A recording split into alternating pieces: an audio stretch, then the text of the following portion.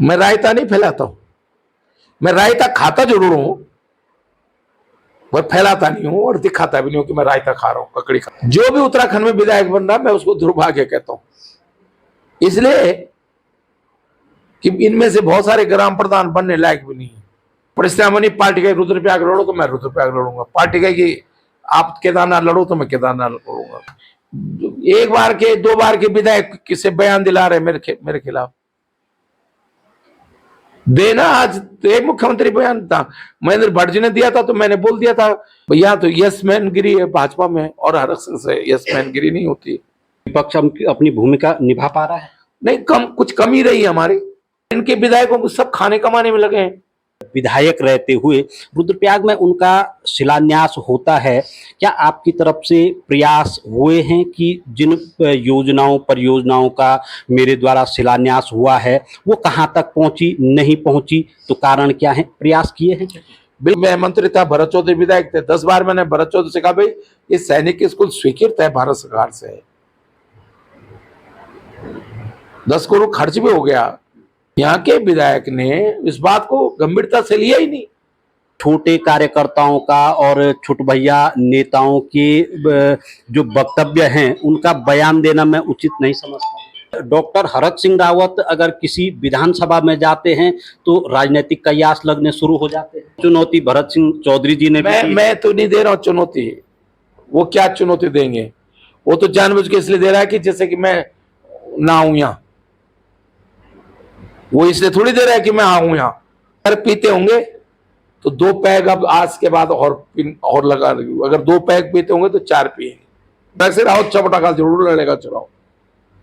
केदारनाथ को लेकर के भी आपका नाम चर्चाओं में है, दोनों सीटों को लेकर के चर्चाओं में। हाँ, आज मैं बता रहा हूँ तो विधानसभा चुनाव वॉचिंग वाले अगर नेताओं की मैं बात करूं तो वो चेहरे आज दिखे नहीं।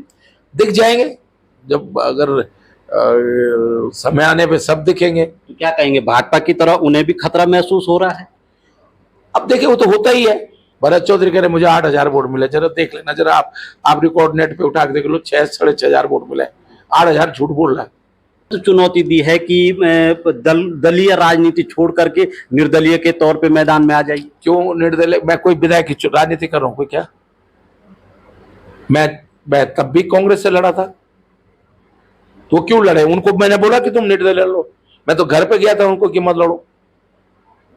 उनका जो खर्चा हुआ था वो भी देने के लिए तैयार था, तय भी हो गया था। मैं रकम नहीं खोल रहा हूं अभी। लड़ने निर्दलीय चुनाव भरत चौधरी, कांग्रेस है चाहे कोई लड़े, कांग्रेस से भाजपा से कोई लड़े यार, तब जीत के दिखा दो। कह सकते हैं कि इन दिनों आप अपनी सीट को लेकर के इंटरनल टेबल वर्क पे जुटे हैं।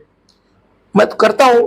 निर्दलीय तौर पे विजयी होकर के आए हैं, आपके काफिले के साथ गुजरते हुए जरूर दिख रहे हैं।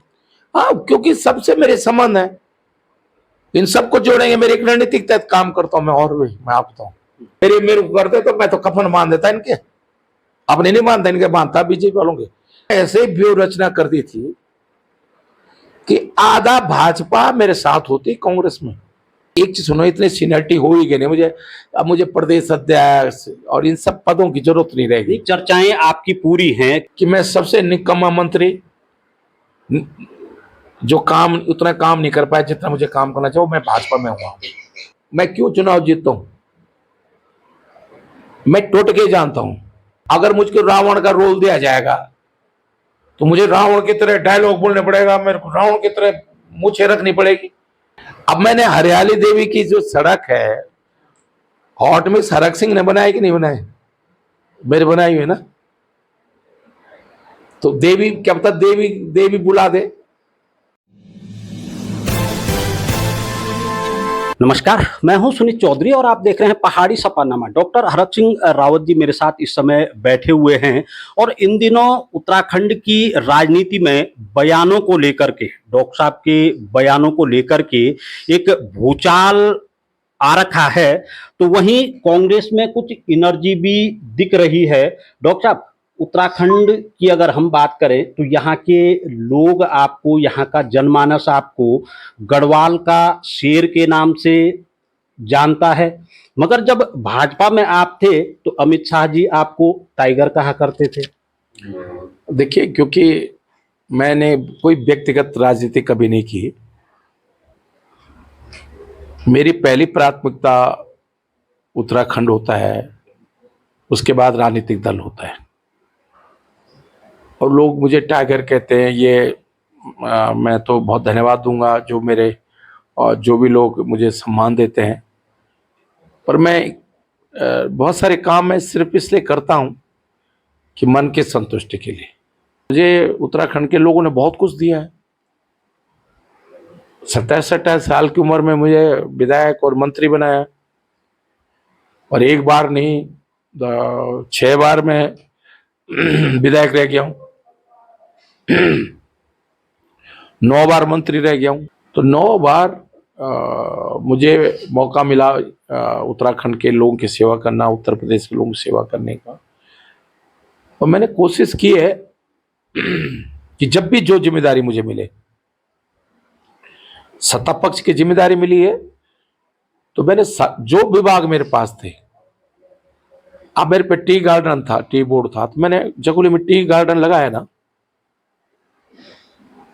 मैंने वहां फैक्ट्री लगाई ना, या नौटी गांव में फैक्ट्री लगाई ना टी की, बागेश्वर में लगाई ना। उससे पहले तो नहीं थी। मैं मेडिकल एजुकेशन मिनिस्टर रहा, तो medical nursing council, medical council, Uttarakhand medical university, Doon medical college, Haldwani medical college PG करना, अलवा मेडिकल कॉलेज में गुलाम नबी से पैसा लाया 180 करोड़ रुपया, तो मैंने किया। आज रेवन्यू विभाग का मैं मिनिस्टर बहुत कम समय रहा।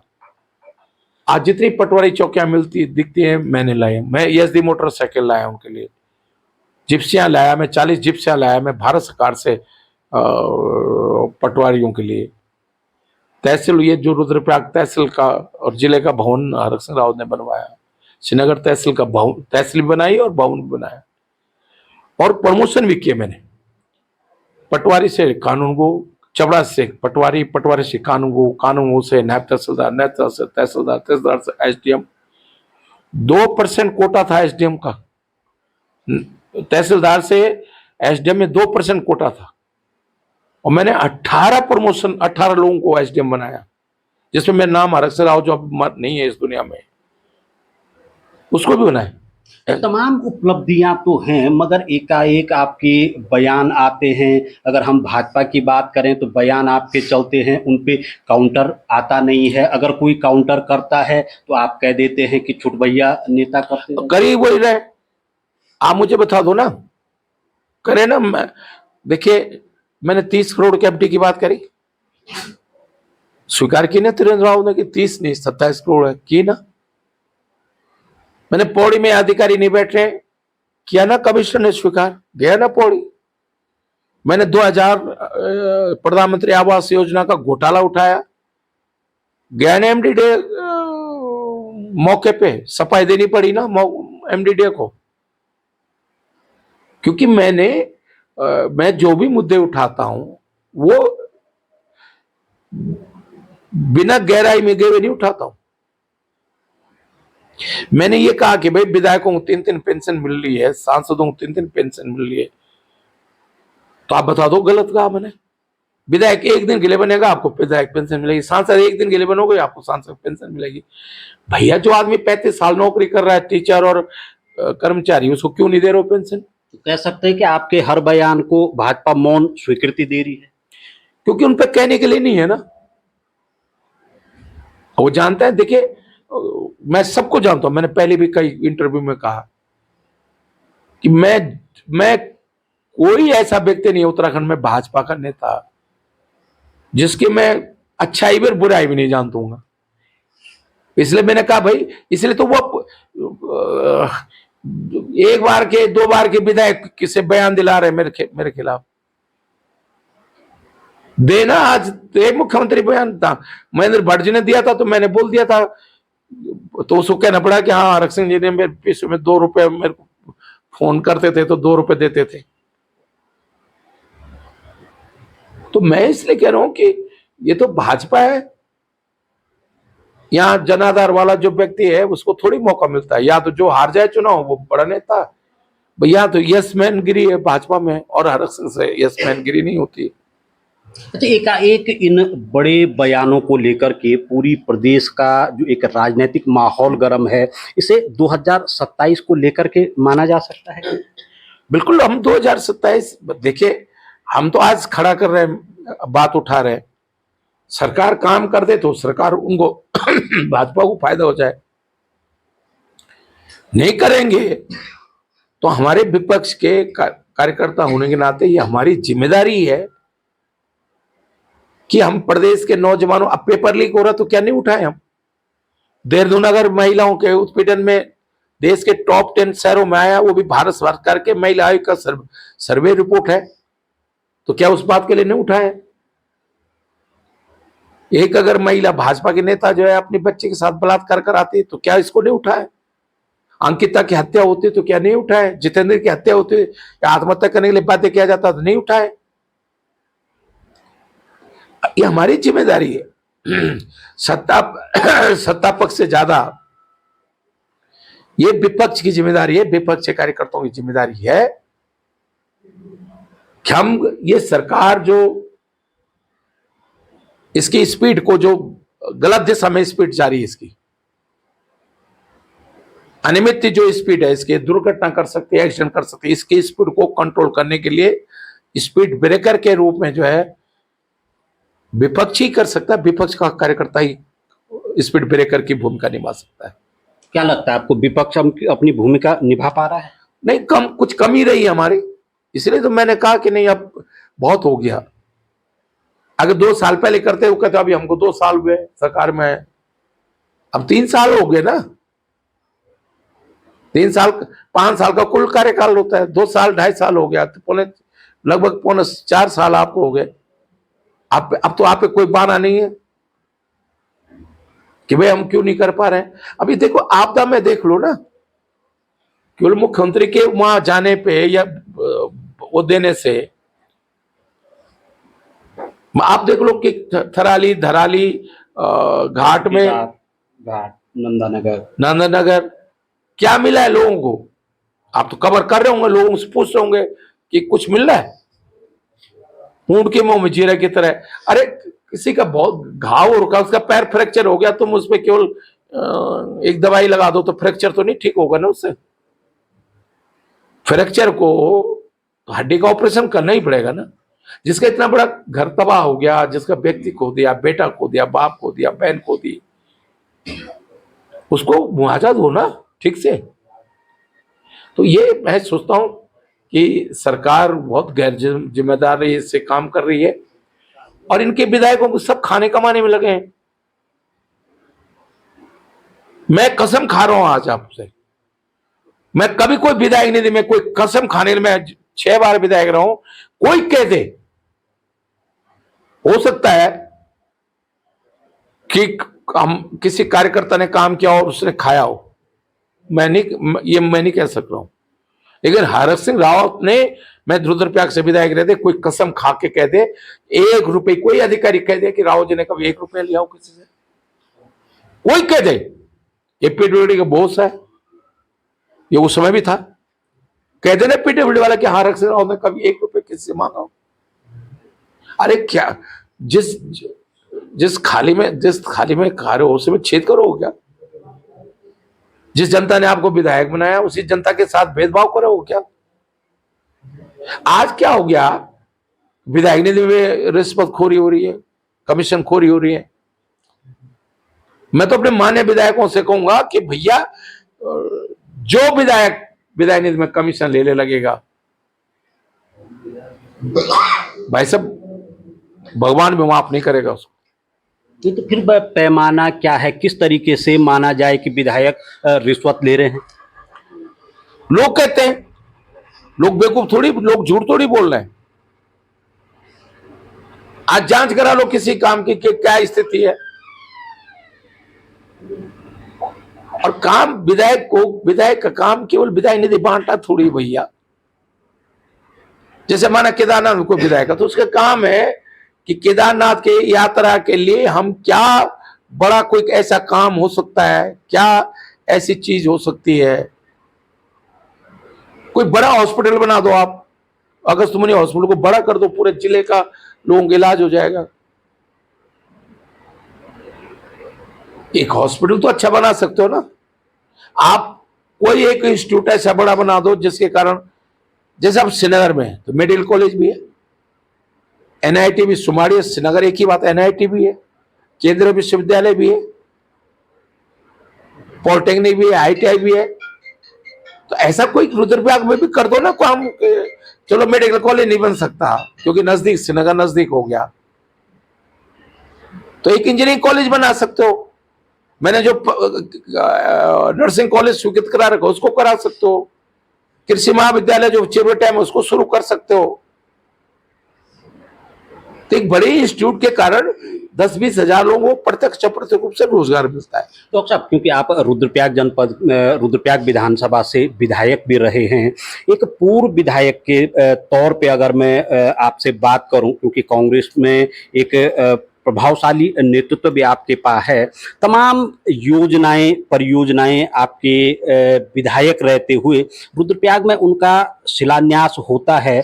क्या आपकी तरफ से प्रयास हुए हैं कि जिन योजनाओं परियोजनाओं का मेरे द्वारा शिलान्यास हुआ है वो कहाँ तक पहुंची, नहीं पहुंची, तो कारण क्या है? प्रयास किए हैं क्या? बिल्कुल प्रयास किए हैं। जैसे मैं कोटद्वार से विधायक था, जिस दिन ऋतु खंडूड़ी जीती है मैंने उसको फोन किया, Bulli medical college, central school, Pakhro tiger safari, Laldhang Tila Kharsada, मैंने ये काम यहां तक पहुंचा रखे हैं, तुम इसको आगे बढ़ाओ। जो मेरे साथ पीआरओ थे नेतानी जी, मैंने उनको कहा भाई सारे डॉक्यूमेंट्स इसको दे दो। मैंने 10 बार भरत चौधरी से जो है, उसमें तो मैं मंत्री था, भरत चौधरी विधायक थे, 10 बार मैंने भरत चौधरी से कहा भाई ये सैनिक स्कूल स्वीकृत है भारत सरकार से,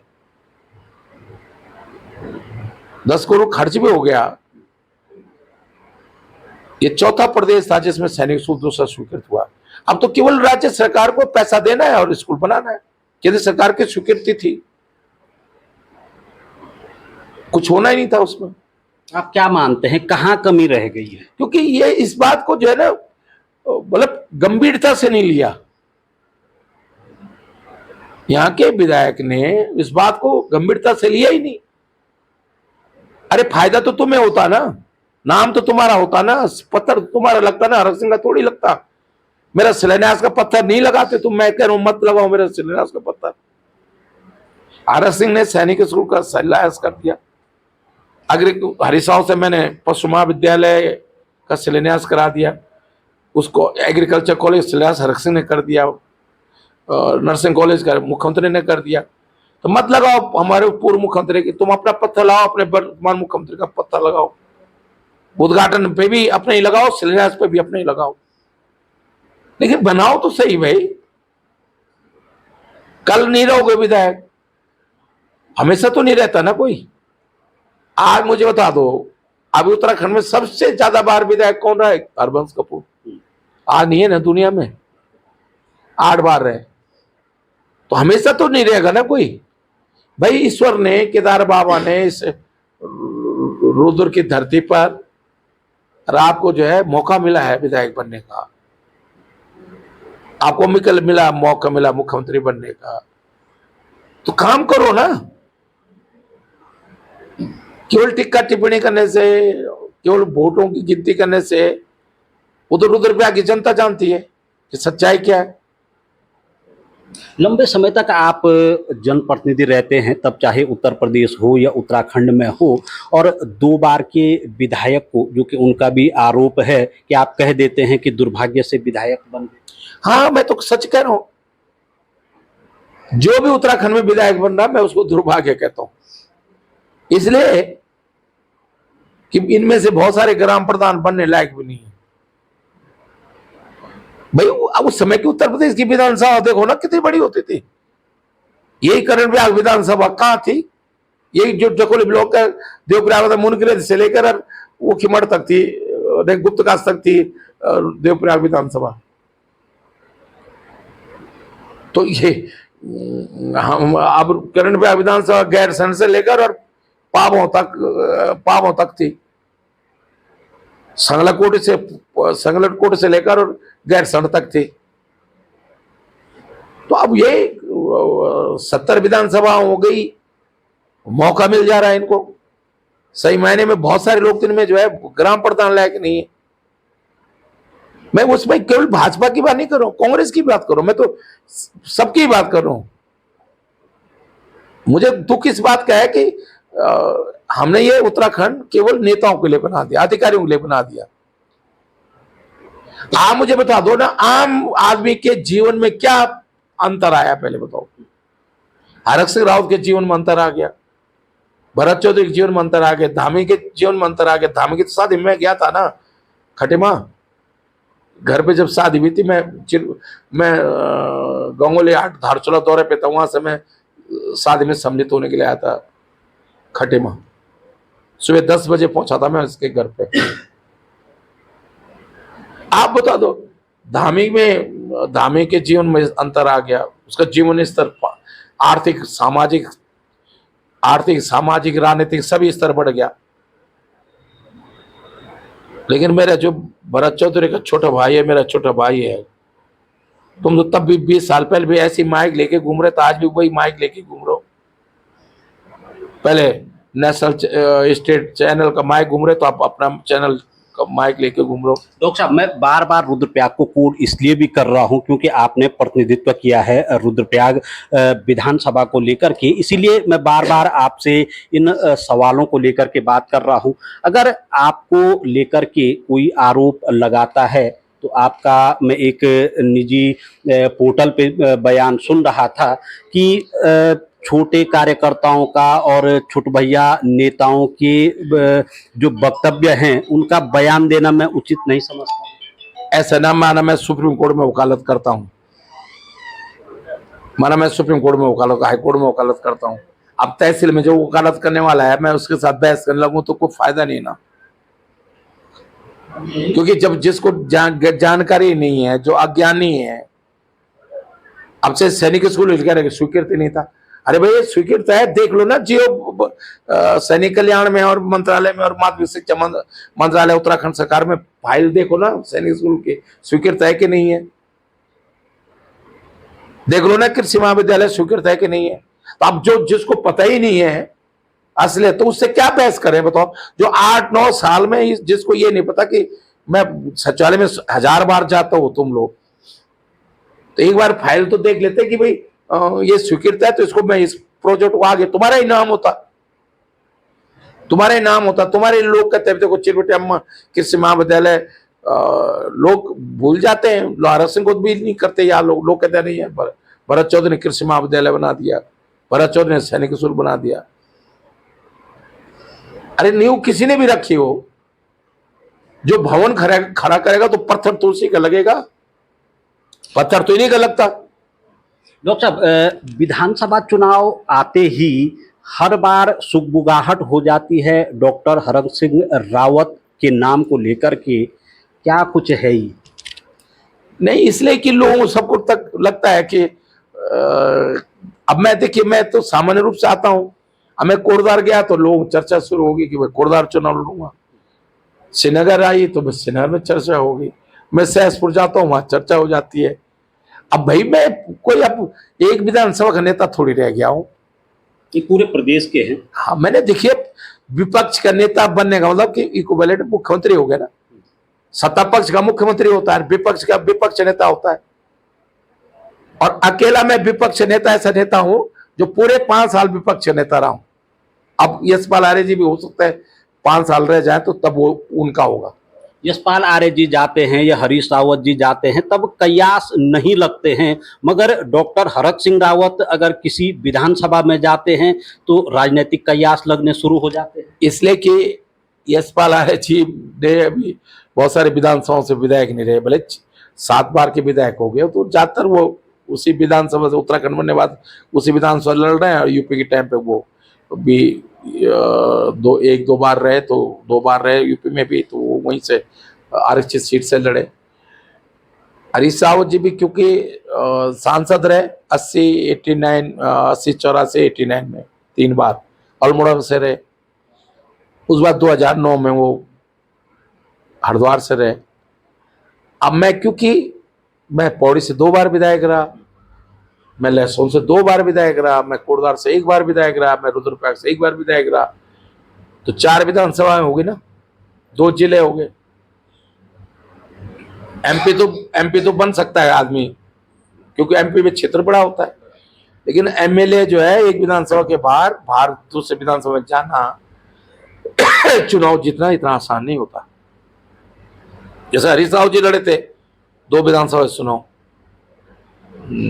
लाल से किच्छा से और लाल डांग से, हरिद्वार से हारे ना मुख्यमंत्री रहते हुए, धामी हारा ना मुख्यमंत्री रहते हुए खटेमा चुनाव। तो अब तक ईश्वर की कृपा ही है कि कम से उत्तराखंड बनने के बाद मैं लगातार चुनाव जीतता रहा। हरक सिंह रावत जिस भी विधानसभा में जाते हैं, विपक्ष एकाएक एकजुट और हो हल्ला करना शुरू कर देता।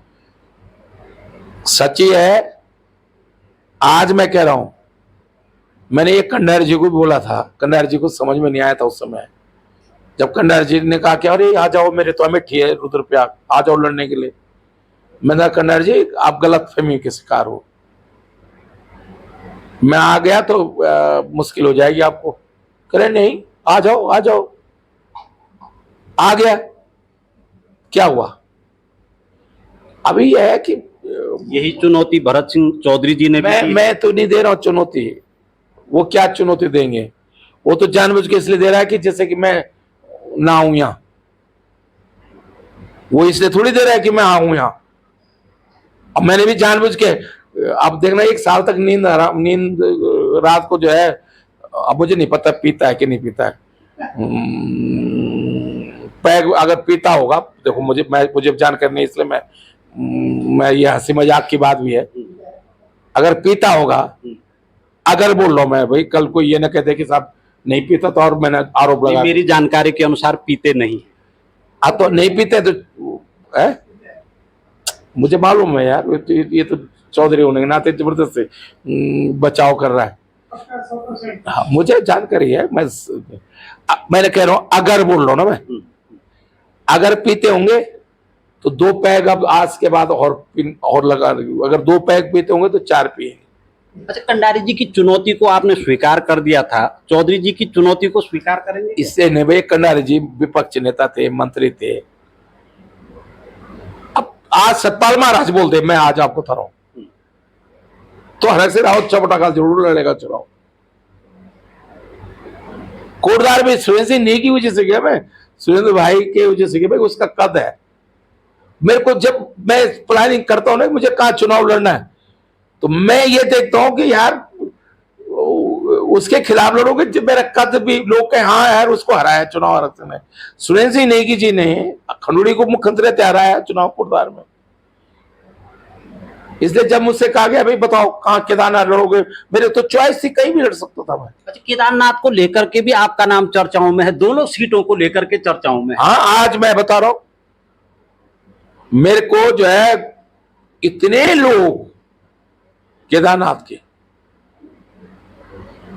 ये लखपत भंडारी, योगी, इतने लोग फोन कर रहे हैं मुझे केदारनाथ से, इतने लोग फोन कर रहे हैं मुझे केदारनाथ से, आप विश्वास करोगे नहीं करोगे। परसों रायपुर से 350 लोग मिलने के लिए आए मुझे, देहरादून रायपुर विधानसभा के, जिनमें शर्मा मैडम बहुत एक्टिव, जो नगर पालिका नगर निगम का चुनाव लड़े, कुछ ही वोट से आ रहे हैं, इतने लोग मिलने के लिए आएंगे, नहीं आप रायपुर विधानसभा लड़ना, हमें डोयला में कर रहे हैं लोग, हरिद्वार से मांग कर रहे हैं। तो ये इसका मतलब ये है ना, इसका मतलब तो ये है ना कि भाई मुझे खुशी होती है, इसका मतलब मैंने कोई अच्छे काम किए होंगे, नौकरियां लगाई होंगे लोगों की। ऐसे सिर पर जो लिख देते हैं ना फेसबुक पे, फर्जी टाइप के, दल बदलो ये बदलो, लोग जब मैं जाता हूं, अब मैं आज रुद्रप्रयाग गया, तो आपको नहीं लग रहा है कि लोग कार्यकर्ताओं के चेहरों से, उससे नहीं लगा आपको कि मैं आता हूं तो देखे एक नेता नहीं, पर सवाल एक और भी है, आप रुद्रप्रयाग जरूर आए हैं, तमाम कांग्रेसियों को हमने यहाँ पे देखा, मगर कुछ चेहरे आज भी नहीं दिखे। अब वो देखिए, कल मैं जल्दबाजी में करा, कोई प्रोग्राम नहीं था मैं, इसलिए कि मैं पहले छेड़ाघाट जाना चाहता था, लेकिन क्योंकि आज मैं एक व्यक्तिगत सगाई में आया था और मैंने मीडिया, वो तो ये है कि वो चलो हम लोग राजनीतिक कार्यकर्ता है, समय का सदुपयोग करना चाहिए, तो वो तो हमारे जो कार्यकर्ता जिसने सूचना दी होगी। ये तो विधानसभा चुनाव वॉचिंग वाले अगर नेताओं की मैं बात करूं तो वो चेहरे आज दिखे नहीं। दिख जाएंगे, जब अगर समय आने पे सब दिखेंगे। तो क्या कहेंगे, भाजपा की तरह उन्हें भी खतरा महसूस हो रहा है? अब देखिए वो तो होता ही है। अब जैसे 2012 में लड़ा तो भरत चौधरी कांग्रेस में था ना, बगावत करी। वीरेंद्र बिष्ट कांग्रेस में था, बगावत करी। गैरवाल कांग्रेस में था, बगावत करी। तीनों लड़े। भरत चौधरी कह रहे मुझे 8,000 वोट मिले। जरा देख लेना, जरा आप रिकॉर्ड नेट पे उठा के देख लो, 6,500 वोट मिले। 8,000 झूठ बोल रहा है। मुझे तो पता है ना किसको कितने वोट मिले। हाँ 6,000 मिले हैं, मुझे मालूम है। मेरे को उंगलियों में रहता है, मेरी मेमोरी तो इतने मास्टर आदमी हूं। 2,500 3,000 पे सिमट गया था वीरेंद्र बिष्ट। तो उन्होंने तो चुनौती दी है कि दलीय राजनीति छोड़ करके निर्दलीय के तौर पे मैदान में आ जाइए। क्यों निर्दलीय? मैं कोई विधायक की राजनीति कर रहा हूं कोई? क्या मैं तब भी कांग्रेस से लड़ा था, तो क्यों लड़े? उनको मैंने बोला कि तुम निर्दलीय लड़ो। मैं तो घर पे गया था उनको कि मत लड़ो। उनका जो खर्चा हुआ था वो भी देने के लिए तैयार था, तय भी हो गया था। मैं रकम नहीं खोल रहा हूं अभी। फिर वो नॉमिनेशन करने चले गए। मैंने तो उनको कहा था। और वो तो जो है वो जो मेरे पे आरोप लगा रहे हैं, अब उन्हीं का रिकॉर्ड देख ले। मना मेरे कह रहे हैं कि भाई बीजेपी बड़ी बीजेपी बात कर रहे हैं। वो छोड़ देना, बीजेपी लड़ने चुनाव निर्दलीय, लड़ने निर्दलीय चुनाव। भरत चौधरी कांग्रेस है, चाहे कोई लड़े कांग्रेस से, भाजपा से कोई लड़े यार, तो जीत के दिखा दो। अच्छा डॉक्टर साहब, तमाम सीटों को लेकर के जो संभावित सीटें हैं, आपका नाम चर्चाओं में है, मगर डॉक्टर हरक सिंह रावत एक ही सीट को अपना चुनावी कह सकते हैं कि कैंपेनिंग का केंद्र बनाएंगे। ऐसी कौन सी सीटें हो सकती हैं? वो डिसीजन मैं लास्ट में करता हूं, लास्ट में होता है मेरा डिसीजन, सिर्फ 10-15 दिन पहले। इसलिए कि सब जगह मैं जाने से अगर पार्टी कार्यकर्ताओं में ऊर्जा हो जाती है, पार्टी खड़ी हो जाती है। अब आज मैं डिक्लेयर कर दूंगा कि भाई मैं यहाँ से टिकट मांगूंगा पार्टी से। देखो टिकट तो मेरे हाथ में नहीं हो तो पार्टी देगी, पर मांगना मेरे हाथ में है। मैं आज कह दूं मैं रुद्रप्रयाग से टिकट मांगूंगा, तो होगा क्या कि हर जगह जहां मेरे जाने से पार्टी खड़ी हो सकती है वो नहीं होगी, मेरा ध्यान भी वहीं रहेगा। तो मैं इसलिए क्या करता हूं कि अवेयरनेस करने के लिए कोटद्वार चला गया, डुग डुग की पीट दी। भैया राजनीति स्वरूप रूप से मदारी का खेल है। मतलब कह सकते हैं कि इन दिनों आप अपनी सीट को लेकर के इंटरनल टेबल वर्क पे जुटे हैं। मैं तो करता हूं, अंदर खाने में करता हूं, लेकिन मैं ये जरूर देखता हूं कि कम से कम उस सीट पे लड़ूं जहां मुझे लगे कि लोग लगे कि हाँ एक मैसेज जाए कि हरक सिंह रावत जीता भी है तो उसके खिलाफ जीता है। और देखो हार जीत तो हो ही सकती है, और हारा भी तो उस व्यक्ति के खिलाफ आ रहा है। मतलब जीता है भी है तो एक व्यक्ति, एक प्रभावशाली व्यक्ति बड़े नेता के खिलाफ जीता है, और हारा भी तो एक प्रभावशाली नेता के खिलाफ आ रहा है। अच्छा, कांग्रेस संगठन को किस तरीके से देख रहे हैं आप, क्योंकि चुनाव सामने है? अब तो खड़ा हो रहा है संगठन। संगठन में कमजोरी थी हमारी, लेकिन अब आप देखोगे धीरे धीरे लहर बन रही है। आप खुद भी महसूस कर रहे होंगे, एज ए पत्रकार आप देखते हैं भाई साहब, जब किसी पार्टी का कमजोर होती है या वातावरण नहीं होता तो चार लोग, अब हमने कल शाम को ही तो बोला ना, सुबह ही तो बोला ना कि यहाँ आने, रात को तय किया, रात को तय किया, क्योंकि मुझे तो एक व्यक्तिगत कार्यक्रम में आना था किसी के, तो रात को 9-10 बजे तय किया कि भाई यहाँ कार्यकर्ताओं से मिलेंगे। आए ना ऊखीमठ से, आए ना लोग मिलने के लिए। अब जो आदमी ऊखीमठ से यहाँ मिलने के लिए आ रहा है, पूरा काम पूरा दिन लगा के आ रहा है, तो इसका मतलब कहीं ना कहीं उसके मन में उत्साह है ना। ये पंचवाल जो है कोटद्वार था, इसका रात को फोन आया तो ये सुबह सुबह कोटद्वार से चला ना, तो आया ना यहाँ, तो एक उत्साह बन जाता है। अब संतोष भले अभी कांग्रेस में नहीं है, लेकिन संतोष भी भाई ठीक है, एक राजनीतिक हर जगह ये कोई बैनर की लड़ाई थोड़ी हुई। अच्छा, ये भी चर्चा इन दिनों बनी हुई है, जो तमाम नगर पंचायतें हों या पालिकाएं हों, जिला पंचायत के सदस्य हों, जो निर्दलीय तौर पे विजयी होकर के आए हैं, आपके काफिले के साथ गुजरते हुए जरूर दिख रहे हैं। हाँ, क्योंकि सबसे मेरे संबंध है, इन सबको जोड़ेंगे। मेरे एक रणनीतिक तहत काम करता हूं मैं, और भी मैं आपको बताऊं,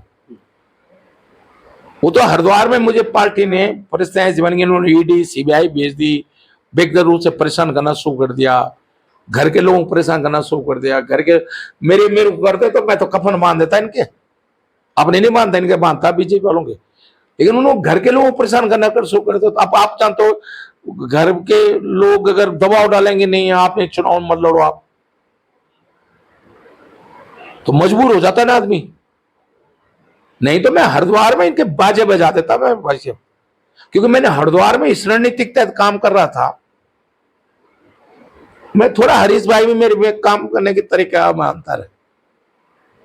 मैं रायता नहीं फैलाता हूं, मैं रायता खाता जरूर हूं, पर फैलाता नहीं हूं और दिखाता भी नहीं हूं कि मैं रायता खा रहा हूं, ककड़ी खा रहा हूं, कद्दू खा रहा हूं।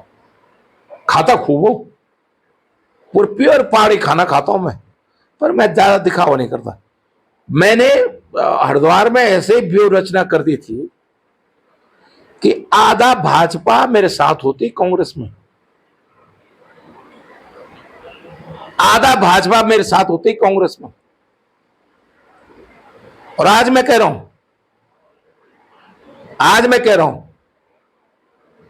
अब आने वाले अगले 3-4 सालों, 3-4 महीने में देखोगे तो धीरे धीरे हम एक माहौल बनाएंगे। आज ये नेता सम्मिलित हो गया, कल वो सम्मिलित हो गया, किसी दिन संतोष को करा देंगे, परसों किसी जिला पंचायत सदस्य को कराएंगे, कोई पूर्व विधायक सम्मिलित होगा। क्योंकि प्रदेश अध्यक्ष तय होने वाले हैं, तो आप भी कहीं वेट एंड वॉच में तो नहीं है कि अब एक चीज सुनो, इतनी सीनियरिटी हो ही गई नहीं मुझे, अब मुझे प्रदेश अध्यक्ष और इन सब पदों की जरूरत नहीं रहेगी। चर्चाएं आपकी पूरी हैं कि एक सक्षम नेतृत्व चाहिए बिखरी हुई कांग्रेस को एकजुट करने के लिए। लेकिन मुझे कोई जिम्मेदारी, मैं देखा अभी दिल्ली बोल के आया हूं, अभी मैं 3-4 दिन पहले मैं मिल के आया हूं पार्टी के सभी वरिष्ठ नेताओं से, और मैंने कहा जी मेरा लक्ष्य तो सिर्फ कांग्रेस को लाना है, आप किसी को जिम्मेदारी दे दो, जो देना। अगर करण मेरे कोई अध्यक्ष रखना है तो उन्हीं को रखो, किसी और को बनाना है तो जल्दी बना दो, क्योंकि हमारे यहाँ उत्तराखंड में एक साल ज्यादा नहीं होता है। एक ब्लॉक को घूमने के लिए जो है 1 महीना चाहिए भाई साहब, 70 विधानसभा घूमने के लिए पूरा साल निकल जाएगा। मैंने कहा प्रदेश अध्यक्ष पूरा 70 विधानसभा नहीं, तो मैंने कहा जो करना है जल्दी कर लो। पार्टी ने कहा है कि हम जल्दी निर्णय लेंगे। मतलब कह सकते हैं कि डॉक्टर साहब की जो नजरें हैं वो संगठन पे कम, सरकार पे ज्यादा टिकी है। हाँ, मैं बस मेरे दिमाग में यह है कि भाई सरकार हट जाए, बाकी देखो सरकार आ जाएगी तो कोई मुख्यमंत्री बनेगा, कोई मंत्री बनेगा, कोई विधायक बनेगा, कोई दर्जाधारी बनेगा, सब बनेंगे ना। अब सरकारी नहीं आएगी तो कहां से आएगी? तो हमारे कार्यकर्ता पिछले 10 साल से जो है, मैं तो चलो 5 साल तो मंत्री रहा हूं, पर जो सचमुच प्योर कांग्रेस कार्यकर्ता है, मैं तो 16 में चले गया था, लेकिन जो 17 से और 27 हो गए, 10 साल सरकार से बाहर है बेचारे, छोटे मोटे काम नहीं हो रहे हैं, गांव का रास्ता बनना नहीं बना पा रहा है। भाई ये कांग्रेस से गांव का रास्ता इसलिए नहीं बनाना है। तो कांग्रेस के कार्यकर्ताओं को एक उत्साह देना है, और वो उत्साह तब आएगा जब सरकार आएगी। और मैं आज ये मत कहिएगा कि मैं आज कह रहा हूं इस चीज को, मैं जब भाजपा सरकार में मंत्री था, मैंने 1 साल पहले यमुना कॉलोनी में कहा था कि मैं सबसे निकम्मा मंत्री, जो उतना काम नहीं कर पाया जितना मुझे काम करना चाहिए, वो मैं भाजपा में हुआ। एज ए भाजपा मंत्री के रूप में 1921 में, मतलब 1 साल पहले मैंने ये कहा था कि मैं भाजपा सरकार के मंत्री के रूप में काम नहीं कर पाया जो मैं करना चाहता था। अच्छा डॉक्टर साहब, आप जिस मुहिम में इन दिनों लगे हुए हैं, क्या 2027 में जो आपका ये हल्ला बोल कार्यक्रम है जनता तक पहुंच पाएगा और वो क्या वोट में तब्दील हो पाएगा? माहौल बनने लगा है। मैंने कहा ना, राजनीति सोच से डुगडुगी मदारे का खेल है। अगर ठीक से डुगडुगी पीटोगे, बस सड़क में मदारी खेलते का आराम आना, तो जो ठीक से डुगडुगी पीटता है तो लोग धीरे धीरे इकट्ठा होने लगते हैं, नहीं लगते हैं। ये कांग्रेस भीड़ तो इकट्ठा कर लेती है, मगर जब बैलेट के डब्बे खुलते हैं या ईवीएम के बटन दबते हैं तो तब फिर वो भीड़ दिखती नहीं। नहीं, अब हमें तीनों मोर्चे पे ध्यान देना पड़ेगा। पोलिंग बूथ पे भी ध्यान देना पड़ेगा, जो कांग्रेस नहीं देती है। अब राहुल गांधी ने इसको शुरू किया है। फर्जी वोट ना बने, हमारा वोट ना कटे और फर्जी ना वोट बने, इस बात पे ध्यान देंगे। ईवीएम मशीन ठीक से सील है नहीं है, इस पे ध्यान देंगे। और हम लोगों के जो इन्होंने एक तरह से धर्म के नाम पर राजनीति कर रहे हैं, इनका टीकार हमको भी फिर भाई जैसा देश वैसा भेष। इनके दो दाने चावल को होंगे, हम 3 लगाएंगे, 4 लगाएंगे। इनसे बड़े सनातनी हम बनेंगे, इनसे अच्छा उपदेश दे सकते हैं। आप एक जगह कह भी रहे थे कि भाजपा के सारे टोटके मैं समझ चुका हूं। हाँ, तो मैं रहा हूं ना, मैं जानता हूं कितना खेलते हैं ये। कुछ नहीं है, फर्जीवाड़ा है। मैं आप बता रहा हूं, भाजपा मतलब मुझे कहना नहीं चाहिए, लेकिन छोटी बात हो जाएगी, लेकिन कई बार इनके लिए बोलनी पड़ती है। मैं एक कांग्रेस, जब मैं कांग्रेस में सरकार में मंत्री था, एक किसी के यहाँ को पार्टी थी राज्यसभा सदस्य की। भाई साहब, कांग्रेस में मैं तो सोता बहुत पीने वाले हूं, कांग्रेस में कोई पीने वाला नहीं। मेरे घर पे थी दावत। और भाजपा में तो ऐसा है भैया, ये दिखाने के लिए है। अम्मा ने कोई कहे कि मैं ब्रह्मचारी हूं, अरे भाई, और वो ब्रह्मचारी के कोई गुण ना हो उसमें, तो झूठ क्यों बोल लो मैं ब्रह्मचारी हूं? बोलो ना कि हाँ ठीक है ना, मैं इंसान हूं। तो ये भाजपा के लोग तो दिखावा कुछ करते हैं और होता कुछ असली है। इनका नकली चेहरा है, नकली मुखौटा है इनका, चाहे बेईमानी के मामले में हो, व्यक्तिगत जीवन में हो। आप मुझे बता दो, सनातनी क्या, सनातनियों को क्या ये सिखाया जाता है सनातन धर्म में, ये हम शराब पीनी चाहिए हमको, मुर्गा मसलम सब। आप मुझे बता दो ना भाई, क्या बोलूं मैं, किस बात के सनातनी है यार, किस बात के ये तो सिर्फ धोखा है, सिर्फ वोट पाने के लिए एक ढकोसला करते हैं ये। अब हम कांग्रेस भी जो है इस बार सही राजनीति करेगी, और कर रही है कांग्रेस। मतलब 27 में वही सब कुछ अपनाया जाएगा जो आप भाजपा कैंप से सीख के आए हैं? भाई राजनीति में तो साम दाम दंड भेद। देखिए राजनीति, मैं क्यों चुनाव जीतता हूं, मैं टोटके जानता हूं। कुछ मेरा किस्मत भी है, देखो ऐसा भी नहीं है, देखो कुछ किस्मत, ईश्वर को भी धन्यवाद दूंगा मैं, और अपनी जनता को भी धन्यवाद दूंगा।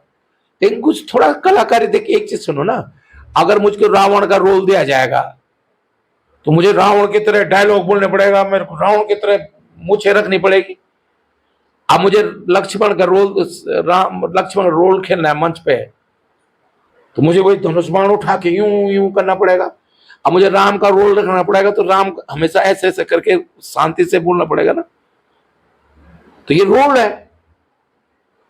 अगर आज हम विपक्ष के नेता हैं, विपक्ष कार्यकर्ता हैं, तो विपक्ष के रोल में जो तीव्रता, जो आक्रामकता होनी चाहिए, वो होनी चाहिए ना। अब धामी मेरे छोटा भाई है, लेकिन इस समय मैं छोटे भाई के खिलाफ थोड़ी कह रहा हूं, मुख्यमंत्री है सरकार का, मुख्यमंत्री के खिलाफ बोल रहा हूं मैं। अब मैं सोचू नहीं भाई मैं धार्मिक तारीफ करूं, क्यों करूं भाई मैं तारीफ? तारीफ करने वाले काम भी तो करे, और मैं तो करे भी तो भी नहीं करूंगा मैं तारीफ। इस मामले में कंजूस हूं मैं विपक्ष नेता हूं ना, विपक्ष नेता थे आप 7 से 12 में विपक्ष नेता था। आपने देखा मैं कैसे आक्रामक होकर विधानसभा के अंदर सड़कों पर लड़ता था। यहां धरना नहीं जाता मैंने हाइड्रो प्रोजेक्ट घोटाले, निसंग के हाइड्रो प्रोजेक्ट घोटाले में यही नदी के किनारे, क्यों गढ़वाल मंडल के नीचे वहां नदी किनारे, तो कर्णप्रयाग में, रुद्रप्रयाग में, नंदप्रयाग में, श्रीनगर में, देवप्रयाग में, ऋषि के त्रिवेणी घाट पे, हरिद्वार में। तो अगर हमारा काम है ना ये, जब सत्ता में होंगे तो सत्ता के हिसाब से चलेंगे, जब विपक्ष में होंगे तो विपक्ष के हिसाब से चलेंगे। डॉक्टर साहब, सत्ता के लिए तो विधानसभा, फिर मैं उसी सवाल पे आ जाता हूं, विधानसभा क्षेत्र तो चाहिए होगा, क्या अंत तक भी ये सस्पेंस बना रहेगा? नहीं, आप आज तो ये मान लो ना आप कि भाई मैं रुद्रप्रयाग आया हूं, अब पता नहीं कब तक मुझे केदार बाबा ने, हमारे जो है रुद्र बाबा ने, और वो हमारे देवी का नाम क्या है, चामुंडा जी ने, और तुम्हारी वहां की देवी क्या है, हाँ है हरियाली देवी ने। अब मैंने हरियाली देवी की जो सड़क है हॉट मिक्स हरक सिंह ने बनाई कि नहीं बनाई?